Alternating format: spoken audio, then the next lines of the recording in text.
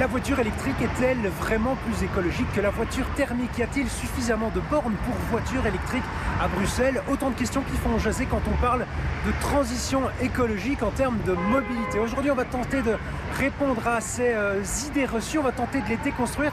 On va voir s'il faut diaboliser ou dédiaboliser la voiture électrique et on va tenter de vous donner un maximum de réponses pour être à la pointe de la question lors de votre prochain repas de famille. On en parle dans le tram avec deux invités. Bonjour, Damien de Rohan, consultant formateur, chroniqueur et passionné surtout d'automobile et de mobilité depuis 30 ans, dont les 6 derniers pour mon propre compte. Bonjour, Nicolas Spilobaud, responsable mobilité électrique chez Simelga. Aujourd'hui, je vais vous parler du réseau de recharge à Bruxelles et des défis que Simelga devra relever dans les prochaines années.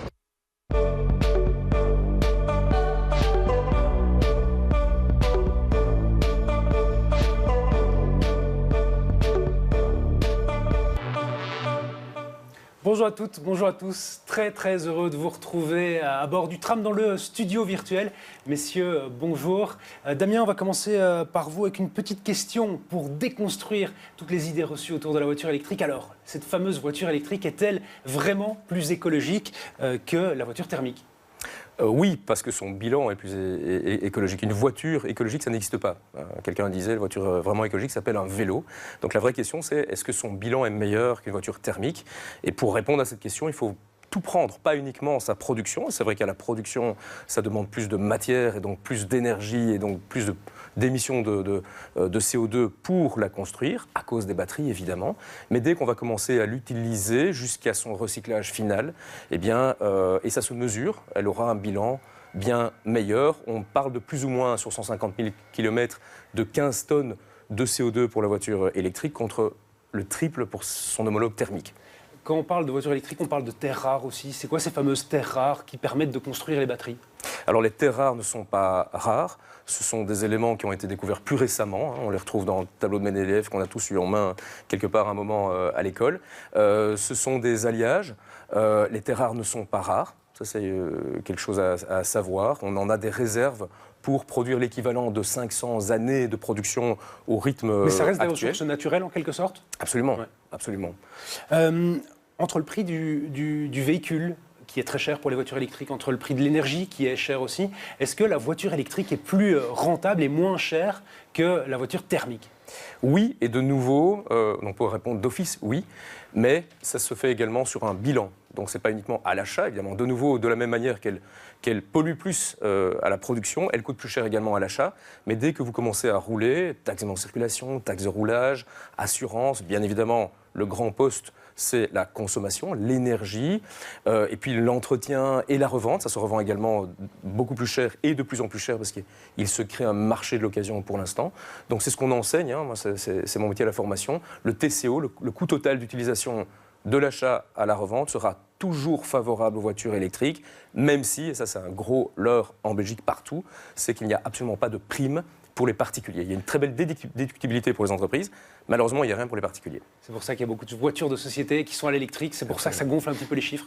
Absolument, et quand on regarde le top 3, on en parlait juste avant l'émission, des voitures électriques les plus vendues en Belgique, ce sont clairement des voitures de fonction. On ne citera pas les marques, mais ce sont vraiment des berlines supérieures. Quelques mots avant de venir à vous, Nicolas. Est-ce qu'il y a suffisamment de bornes de voitures électriques à Bruxelles? C'est souvent un argument qui est mené par le monde de l'automobile pour dire que la transition écologique est difficile en termes de mobilité à Bruxelles. Alors, à Bruxelles, pour l'instant, il y en a assez, mais le marché actuel, les immatriculations ne sont absolument pas représentatives de ce qu'elles seront le jour où on n'aura plus le droit de rouler que en électrique ou en hydrogène, c'est-à-dire très bientôt, en 2030-2035. Donc à aujourd'hui, elles sont suffisantes, elles ont doublé. Pour moi, le gros défi, ce n'est pas le nombre de bornes, c'est le type de bornes, puisque pour l'instant, malheureusement pour les particuliers qui vivent dans les grands tours appartements, et c'est la majorité presque des Bruxellois, il n'y a malheureusement pas de solution. Or, les statistiques montrent que les gens rechargent à 95% chez eux, dans leur environnement. Donc s'ils n'ont pas la possibilité de recharger chez eux, il faudra leur dépendre de bornes publiques qui sont peu présents, pas toujours la garantie de pouvoir se recharger. Ce qui reste dans ce cas-là, alors, c'est les bornes de courant rapide, malheureusement, qui sont très très chères à l'usage. Avant de revenir à ces détails, Nicolas, vous travaillez chez Sibelga, responsable mobilité verte. Des bornes de voitures électriques, il y en a combien aujourd'hui, en mars 2023 à Bruxelles? Aujourd'hui, il y a 2400 points de charge, donc 2400 points où on peut venir connecter sa prise pour se recharger à Bruxelles. Donc ça veut dire le double d'espace pour les voitures? Donc le double d'espace pour les voitures. Ouais. Ouais. Quelles sont les perspectives? Comment ça va augmenter dans les prochaines années, ce nombre de bornes? Mais donc c'est quelque chose qui se veut évolutif et donc avec Bruxelles Environnement, le cabinet Marron et Bruxelles Mobilité, en fait on fait un plan de déploiement annuel qu'on révise de manière annuelle et on regarde un petit peu le taux d'utilisation des bornes déjà installées. Donc ce qu'il faut savoir, c'est que le nombre de bornes a doublé l'année passée et donc là maintenant on a un réseau relativement homogène où chaque citoyen bruxellois a une borne à 250 mètres de chez lui. Et maintenant, on a un réseau suffisamment homogène qu'on peut analyser, on peut aller chercher les données et ça nous permet d'étendre le réseau.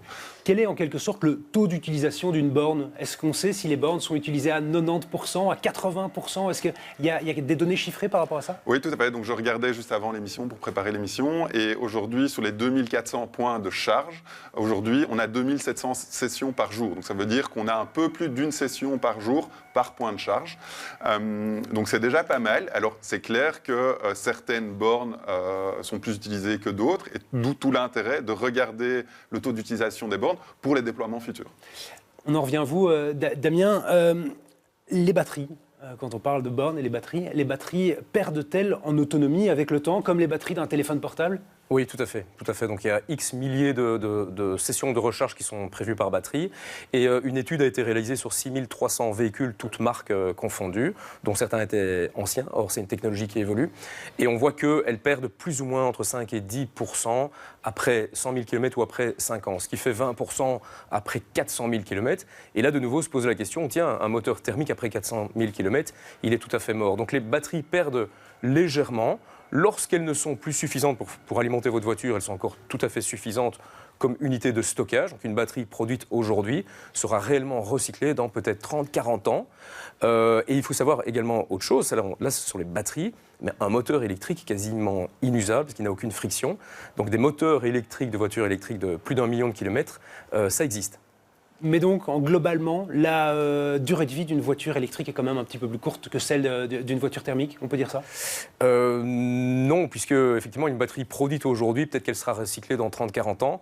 Imaginez si pendant 30-40 ans, vous roulez en thermique, vous aurez probablement usé jusqu'à la corde 3, 4, 5 voitures thermiques qui également ont nécessité un bloc moteur, énormément de pièces d'usure, du pétrole. Vous aurez brûlé quelques jerrycans, pour ne pas dire quelques mètres cubes de carburant, quelques jerrycans d'huile également.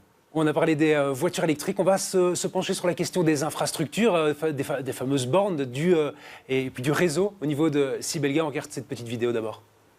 Il y a donc la question de la disponibilité des bornes de voitures électriques. Ici, par exemple, on a Etterbeek.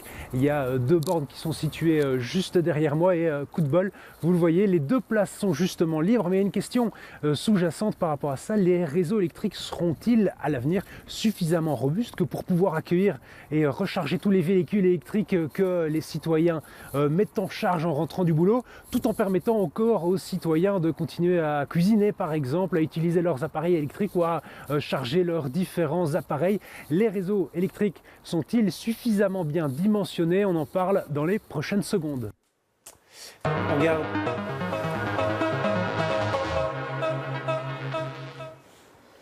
Et on se tourne évidemment vers Nicolas Pellebaut de Sibelga pour en parler. Les réseaux électriques sont-ils et seront-ils à l'avenir suffisamment dimensionnés que pour pouvoir éviter le risque de blackout si tous les utilisateurs de voitures électriques se branchent en même temps? Tout à fait. Donc déjà, il faut voir, il y a 3 aspects à cette question. Le premier, c'est est-ce que le réseau actuellement est suffisamment robuste que pour pouvoir accueillir des nouvelles bornes? La réponse est oui. Est-ce que Sibelga, en tout cas pour le réseau bruxellois, prévoit des plans d'investissement pour continuer à renforcer son réseau? La réponse est oui. Maintenant, on a l'avantage à Bruxelles d'avoir une colonne vertébrale du réseau, donc le réseau haute tension, qui est suffisamment robuste que pour pouvoir accueillir cette charge supplémentaire qui va être nécessaire suite à l'électrification du parc automobile à Bruxelles. Maintenant, localement, on devra renforcer le réseau basse tension. Et là, on a des équipes qui travaillent dessus jour après jour. Mais ce qu'il faut savoir, c'est que gérer un réseau, c'est le métier de Sibelgaz. Donc, est-ce qu'on est prêt? Est-ce qu'on a les équipes pour faire ça? Est-ce qu'on a les compétences pour? La réponse est oui. Justement, par rapport au réseau, comment est-ce qu'on décide à quel endroit on met des bornes à Bruxelles? Mais aujourd'hui, on tient compte du réseau, mais le critère principal, c'est surtout de se dire, comme j'expliquais, c'est d'avoir un réseau homogène. Donc, sur ces 2 premières années de déploiement des bornes, on essaye d'avoir un réseau le plus homogène possible. Donc, après 2022, chaque citoyen a une borne à 250 mètres de chez lui. Après 2023, chaque citoyen aura une borne à 150 mètres de chez lui. Et pour 2024, là, on est en train de concevoir le plan de déploiement 2024 avec la VUB, mais aussi le cabinet Marron et Bruxelles Environnement. Là, on va tenir compte des données d'utilisation des bornes et de la capacité du réseau, là où c'est plus facile d'aller rechercher de la puissance. Est-ce qu'en 2023 et dans les années à venir, est-ce qu'il y a une gestion intelligente qui est faite automatique avec la technologie pour justement faire en sorte qu'il y a plus d'électricité moins chère à certains endroits, à certains moments, pour justement se prémunir de ces problèmes qui pourraient arriver? Tout à fait. Donc on va rendre nos réseaux plus intelligents, on va pouvoir plus mesurer à certains endroits les courants qui traversent le réseau pour pouvoir le piloter de la manière la plus optimum. Donc ça c'est un. Donc Sibelgaz va clairement investir dans cette technologie et rendre son réseau plus intelligent, le rendre plus robuste en réalisant, en mettant des câbles de plus grosse section ou en augmentant le nombre de câbles. Mais troisièmement, le régulateur va devoir mettre des mesures en place pour que les utilisateurs aient des comportements vertueux en termes d'utilisation, c'est-à-dire charger au bon moment. Et donc clairement aujourd'hui, si vous regardez la courbe d'utilisation du réseau électrique, on a un pic le matin, un pic le soir, mais par contre on a un creux courant de la journée et aussi un creux courant la nuit. Et donc on va essayer d'inciter via des mécanismes régulatoires l'utilisateur à charger au bon moment. En 2 petits mots, Damien, vous qui avez l'expertise de la voiture, est-ce que la voiture peut devenir une batterie externe en quelque sorte et devenir quelque chose qui permet de capter l'électricité en surplus dans les réseaux en 2 petites secondes? Oui, complètement. Et d'ailleurs, c'est la fameuse deuxième vie des batteries. Lorsqu'elles ne sont plus qu'à 70-80% de leur capacité, en général, elles commencent une nouvelle vie. C'est ça qui fait qu'elles ont un bilan global plutôt vertueux. Et donc ça, c'est pas de la science-fiction, hein. Ça existe déjà. Certains constructeurs les proposent à la vente. Donc vous achetez votre voiture électrique, vous avez une batterie domestique. Elle capte l'électricité parfois que vous avez stockée en journée et elle vous la restitue le soir. On a même des usines qui fonctionnent pour l'instant uniquement avec ces batteries-là. Merci à vous, messieurs. Le temps est presque terminé. Juste le moment de se tourner vers le futur. Ça sera coupé. La mobilité à l'avenir, c'est quoi pour vous, monsieur Dorohan, Damien Dorohan? C'est quoi la mobilité de l'avenir? À quel horizon? À quel horizon? L'horizon 2100, disons 2150. Le grand gagnant de la mobilité à cet horizon-là, ce sera l'immobilité. On le voit déjà aujourd'hui, on peut faire énormément de choses. On en parlait avant l'émission, sans se déplacer, dans le fameux métaverse qui va forcément devenir omniprésent. Et vous, Nicolas, c'est quoi la mobilité d'ici 2100? 2100, pour moi, elle sera multimodale et légère. Légère. Voilà, on essaie de se retrouver en 2150 pour voir qui de vous sera le plus proche de la réalité. Entre-temps, on a encore pas mal d'émissions à réaliser ensemble. On se retrouve évidemment la semaine prochaine, même heure, même tram.